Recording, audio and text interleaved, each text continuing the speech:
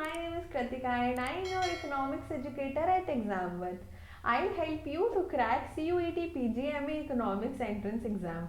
And one of the most horrifying subject when it comes to preparing for MA economic entrances is econometrics. Econometrics एक ऐसा subject है जिसके देख के ही बड़ा डर लगता है, देखने से कुछ समझ में नहीं आता, इन द न्यूआंसेस काफ़ी डिफिकल्ट होता है इसे ढंग से समझना.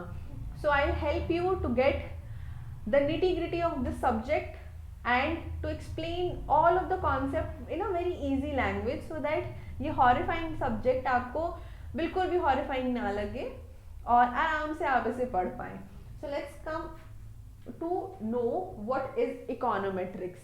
Econometrics एक ऐसा combination है तीन इकोनॉमिक डिसिप्लिन का, economic theory, mathematics and statistics. अब इकोनोमेट्रिक्स को क्यों डिजाइन किया गया? जस्ट बिकॉज जो इकोनॉमिक थियरी इकोनॉमिस्ट ने दी है उनको एम्पेरिकली वैलिडेट किया जा सके यूजिंग डेटा, स्टेटिस्टिक्स, इन सभी से हम उसे एम्पेरिकली वैलिडेट कर सकें कि या इट हैपेंस और it do not happens, the hypothesis is true और नॉट ट्रू, और at what extend it is true. So ये सारे रिलेशन को हम पढ़ने के लिए जो इकोनॉमिक वेरिएबल्स में कैसा रिलेशन, कैसा नेचर ऑफ रिलेशन वो शेयर कर रहे हैं, उसे पढ़ने के लिए हम इकोनोमेट्रिक्स का यूज करते हैं. So let's read the definition. Econometrics is the science and the art of using economic data to measure the empirical validity of economic theory by applying mathematical and statistical tools. So keep in mind the keywords. We use economic data to measure empirical validity of economic theory by applying mathematical and statistical tools. तो हम statistics और mathematics में जो tools present हैं उनका use करके economic theory में जो हाइपोथेसिस प्रोपाउंड किए गए हैं उनको प्रूफ करने की, उनको एम्पेरिकली वैलिडेट करने की कोशिश करते हैं. सो this is the subject which overlaps between the three disciplines of economics. This is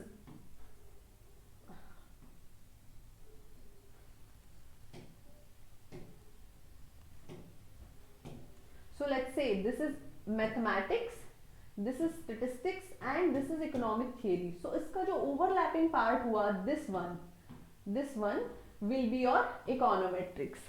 Got it? तो इसलिए हम इसे पढ़ते हैं. Now why we require a separate discipline? जब हमारे पास स्टेटिस्टिक्स, मैथमेटिक्स और इकोनॉमिक्स तो है ही, तो ये सारे सब्जेक्ट हमारे पास हैं, so why do we require econometrics as a separate discipline? So let's understand why. जैसे हमें पता है इकोनॉमिक थियरी ने, मार्शल ने एक लॉ प्रोपाउंड किया, लॉ ऑफ डिमांड, जिसमें ये बोलते हैं वो कि जब जब प्राइस बढ़ेगी तब तब डिमांड घटेगी. तो कितना डिमांड घटेगी, by how much demand will be impacted. तो इस चीज को हमें फाइंड करने के लिए किस चीज की जरूरत पड़ती है? हमें डेटा की जरूरत पड़ती है, हमें इकोनॉमिक टूल्स की जरूरत पड़ती है, और इन सभी को कंबाइन करके हम जिस तरीके से इस चीज को वैलिडेट कर सकते हैं कि हाँ, या this is true that when price go up demand gate reduced in the market, and at what quantity, कितने अमाउंट से डिमांड घट जाएगी, कितने अमाउंट ऑफ प्राइस के बढ़ने से, इसको पता लगाने के लिए हम दिस हाउ मच को पता लगाने के लिए हम इकोनोमेट्रिक्स का यूज करते हैं. और एक और दूसरी बात है कि इकोनॉमिक थियरी में जैसे मार्शल ने एक लॉ दिया, ये लॉ ऑफ डिमांड, इसमें प्राइस और डिमांड का रिलेशन उन्होंने समझा दिया, लेकिन उन्होंने सेट्रस पैरेलबस का अजम्पशन ले लिया. उन्होंने दूसरी चीजों को निग्लेक्ट कर दिया, दूसरी चीजें जैसे इनकम, जैसे taste and preference and so many things more. So इन सभी चीजों के लिए हमें एक इकोनॉमिक मॉडल तैयार करना होता है where we can see the combined influence of all these disciplines all together, कि इन सभी से कितना असर पड़ रहा है, combined effect of all three variable, economic variable से क्या असर पड़ रहा है हमारे जो डिपेंडेंट वेरिएबल है. तो इकोनोमेट्रिक्स में हम एक डिपेंडेंट वेरिएबल लेते हैं और एक या एक से ज़्यादा हमारे इंडिपेंडेंट वेरिएबल होते हैं और उनसे हम जो रिलेशन वो शेयर करते हैं उसे हम समझने की कोशिश करते हैं, and that's why we need a separate discipline.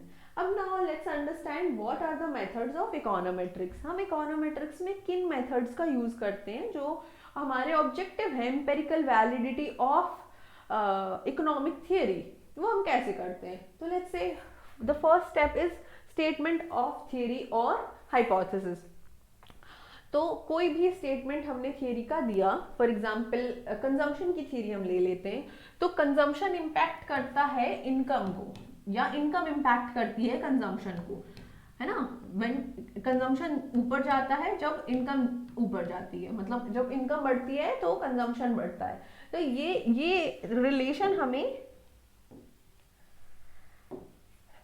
Economic theory ने बताया, ये इकोनॉमिस्ट डियर कीन्स ने बताया।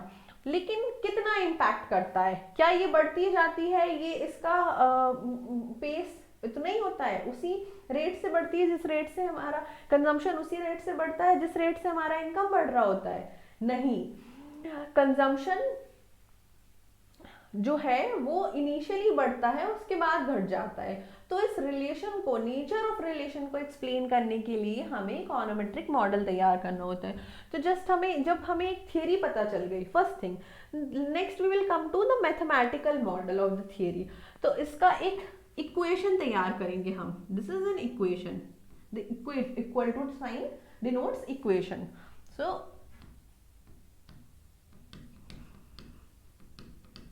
This is the mathematical model of this theory. अब इस मैथमेटिकल मॉडल के बाद हम इकोनोमेट्रिक और स्टैटिस्टिकल मॉडल बनाएंगे, तो जिसमें हमने ये बताना है कि ये जो कंजम्पशन है ये हमारा डिपेंडेंट वेरिएबल है, dependent variable, and we will denote it by y is dependent on alpha plus beta x, and x is here what are independent variable, जिसमें हमने यहाँ पे इनकम को डिनोट किया है x से और हमारा कंजम्पशन डिनोटेड है y से, और कितना इम्पैक्ट पड़ रहा है वो हमारा बीटा बताएगा, जो कि हमारा स्लोप कोफिशिएंट है। अब क्योंकि कंजम्पशन को इन्फ्लुएंस करने वाले वो मोर देन वन फैक्टर्स होते हैं, ना सिर्फ income but taste and preference and other such thing also impact the consumption of a consumer. So हम एक स्टोइकास्टिक टर्म लेते हैं यूआई। यूआई क्या होता है? यूआई एक एरर टर्म होता है कि अगर दूसरे पैरामीटर्स में कुछ चेंजेस हुए तो वो इंक्लूड हो जाए, और इस स्टोइकास्टिक टर्म का जो सिग्निफिकेंस है वी विल लेटर स्टडी कि कितना इंपॉर्टेंट होता है ये स्टोइकास्टिक टर्म। सो अब हमने इकोनोमेट्रिक मॉडल तैयार कर लिया, उसके बाद हम क्या करेंगे, in society we go and obtain data. हम हाउस होल्ड से उनकी इनकम और कंजम्पशन डेटा कलेक्ट करेंगे, be it primary data be it secondary data. So next part is obtaining the data and estimation of parameter. तो हमने जब डेटा कलेक्ट कर लिया तो using the values of y and x, consumption और इनकम का जो डेटा है जो हमने कलेक्ट किया उनका यूज करके हम ये जो पैरामीटर्स हैं x and alpha and beta, इनको एस्टिमेट करेंगे। एस्टिमेट बिकॉज यहाँ पे हम एस्टिमेट वर्ड का क्यों यूज कर रहे हैं, because these are unknown to us and we are estimating it using the data, so they can be accurate, they cannot be accurate. So that's why we have different methods in econometrics जिनसे हम most accurate estimate तक पहुंच सकते हैं। अब हमने next part estimation of parameters कर लिया, उसके बाद हम हाइपोथेसिस टेस्ट करेंगे कि हाँ ये सच में ऐसा होता है या हमसे कुछ डिस्क्रिपेंसी हुई है, डेटा कलेक्ट करने में कुछ गलती हुई है या हमने कैलकुलेशन में कोई मिस्टेक की है। तो इसलिए हम हाइपोथेसिस का टेस्ट करते हैं। So we use F test, Z test, chi square test and many more test are there prescribed in econometrics,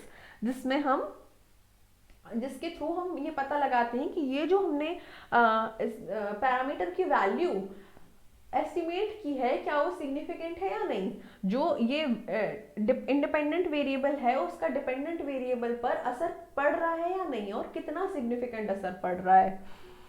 इसके बाद हम करते हैं, जब हमने हाइपोथेसिस टेस्ट कर लिया so it is valid, now we can say that this theory is empirically valid. So उसके बाद हम फॉरकास्ट करते हैं या प्रेडिक्ट करते हैं। प्रेडिक्ट करते हैं मतलब हमारे जो इस सभी प्रोसेस से जो डेटा निकल के आया, जो जो हमारा कंक्लूजन निकल के आया, हम उसको प्रेडिक्ट करते हैं कि कंजम्पशन पर इनकम का इतना इम्पैक्ट पड़ रहा है। Okay, so these are the methods in econometrics. Now how we will proceed, हम कैसे, इसकी क्या क्रोनोलॉजी है कि सीरियल में हम इसको पढ़ते हैं। तो the first thing is classical linear regression model. तो जैसे मैंने अभी एक एग्जाम्पल दिया कंजम्पशन और इनकम का, तो इसमें हम देख रहे हैं कि एक लीनियर मॉडल है। वही लीनियर मॉडल का क्या मतलब है कि ना तो पैरामीटर्स पर ना तो वेरिएबल्स पर कोई भी पावर लगी हुई है। तो हम जो क्लासिकल लीनियर रिग्रेशन मॉडल है वो अलग अलग प्रकार से, ये तो मैंने सिर्फ एक कंजम्पशन का एग्जाम्पल दिया था, we do it for other theories as well, because economics में काफी सारी इकोनॉमिक थियरीज होती हैं और इन सभी को वैलिडेट करने के लिए हम एक सेपरेट मॉडल तैयार कर सकते हैं depending upon the nature of variables. तो हम स्टडी करेंगे क्लासिकल लीनियर रिग्रेशन मॉडल, और जो इकोनोमेट्रिशियंस हैं उन्होंने जो अजम्पशंस लिए हैं, अजम्पशंस उनको डिस्कस करेंगे। तो क्लासिकल लीनियर रिग्रेशन मॉडल में जो भी मेजर अजम्पशन होते हैं और उन अजम्पशंस का क्या सिग्निफिकेंस होता है, क्यों वो अजम्पशन लेते हैं हम, और जब अगर उन अजम्पशंस को हम रिलैक्स करें रियल वर्ल्ड सिचुएशन में तो क्या इम्पैक्ट पड़ेगा उनसे, इस सब को जानने के लिए हम इसको स्टडी करते हैं। तो पहला स्टेप आता है हमारा assumptions of classical linear regression model. Next come to the methods and process of estimation the parameters.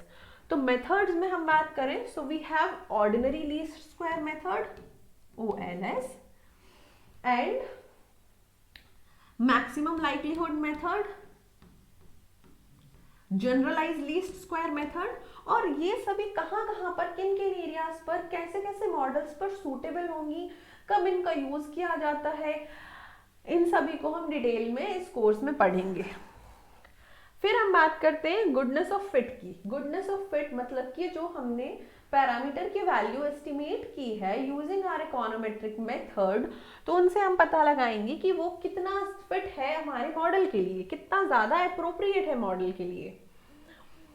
और फिर हम हाइपोथेसिस टेस्ट करेंगे। So the process of understanding goodness of fit मतलब कोएफिशिएंट ऑफ डिटर्मिनेशन जिसे हम बोलते हैं वो, और हाइपोथेसिस टेस्टिंग, उसकी हाइपोथेसिस टेस्टिंग की वेदर इट इज ट्रू और not, whether it is significant और नॉट, इसको हम टेस्ट करेंगे।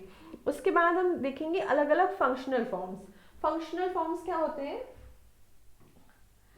फंक्शनल फॉर्म्स हमारे अगर जैसा हमने अभी एक लीनियर मॉडल स्टडी किया था कंजम्पशन का, वैसे ही कई बार मॉडल्स होते हैं जिनमें अलग अलग पावर्स होती हैं, दे में बी पोलिनोमियल, दे में बी क्यूबिक, और अलग अलग मैथमेटिकल में भी हो सकती हैं, be it logarithmic, be it exponential. इन सभी मॉडल्स को हम अलग अलग फंक्शनल फॉर्म बोलते हैं। They can be reciprocal as well. For example this, the dependent variable is reciprocal and it is dependent on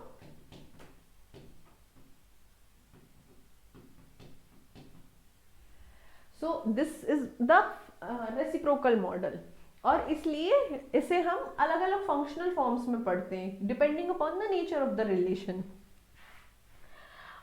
in सभी चीजों को ये एक फर्स्ट मॉड्यूल में जब हम कवर कर लेंगे, उसके बाद हम धीरे धीरे रिलैक्स करेंगे CLRM के अजम्पशन।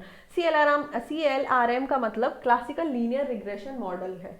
तो CLRM के अजम्पशंस को रिलैक्स करने पे हमें क्या क्या प्रॉब्लम्स फेस करनी पड़ सकती हैं, और उन प्रॉब्लम से हम कैसे डील करते हैं, हम क्या अलग अलग मेथड का यूज करते हैं so that these problems can be eliminated and we can happily reach to the conclusion, we can easily get our estimated value of the parameter more accurately इसको हम स्टडी करेंगे इस मॉड्यूल में। उसके बाद हम स्टडी करेंगे क्या होते हैं dummy variable. Dummy variables, categorical variables, quantitative variables and qualitative variables हम इस मॉड्यूल में कवर करेंगे।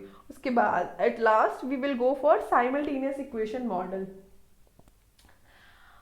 सो साइमल्टेनियस इक्वेशन मॉडल क्या होते हैं कि जहां पर फॉर एग्जांपल एक हमने मॉडल लिया था जहां पे कंजम्पशन से इनकम कंजम्पशन इम्पैक्ट हो रहा था इनकम से, लेकिन कई बार ऐसा होता है कि कंजम्पशन भी इनकम को इम्पैक्ट करता है। सो this is also true and how it is true in a macro level, this can be studied using simultaneous equation model. और साइमल्टेनियस इक्वेशन मॉडल में एक ग्रेट प्रॉब्लम होती है जिसको हम बोलते हैं आइडेंटिफिकेशन प्रॉब्लम।